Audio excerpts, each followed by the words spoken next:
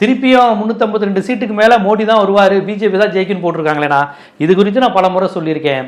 இந்தி பேசுகிற பெல்ட் எல்லாமே கடவுள், ஜாதி, மதம், பாகிஸ்தான் எதிர்ப்பு, முஸ்லீம் எதிர்ப்பு, மாட்டிறைச்சி, இதை மட்டும்தான் இன்னும் அரசியல் காரணிகளாக இருக்கே ஒழிய வளர்ச்சி தொழில்நுட்பம் கிடையாது. தமிழ்நாட்டில் எத்தனை டைட்டில் பார்க் உருவாக்கியிருக்கோம், சிவகாசியில் ஐடி பார்க் உருவாக்கியிருக்கோன்னு டிஆர்பி ராஜா மினிஸ்டர் சொல்லி ஓட்டு கேட்க வாய்ப்பு இருக்குது. ஆனால் வட இந்தியாவில் அவங்க என்ன பண்ணுறாங்க, கோவில் அடுத்து அனுமர் கோவில் கட்ட போகிறோம், அடுத்து ஓட்டு அப்படி கேட்குறாங்க. மக்களும் அதுக்கு தகுந்த இந்துத்துவ மைண்ட் செட்டில் இருக்கிறாங்க.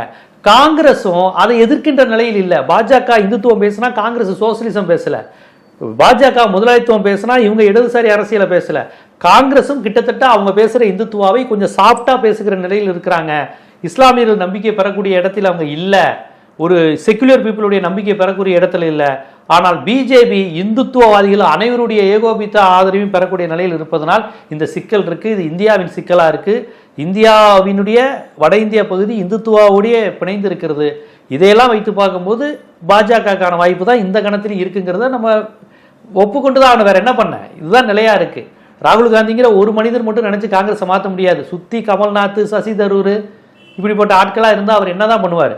ஸோ காங்கிரஸினுடைய அந்த feudal mind set, Brahmin mind set, இந்த மாதிரி பல்வேறு விஷயங்கள் மாற வேண்டியது இருக்குது.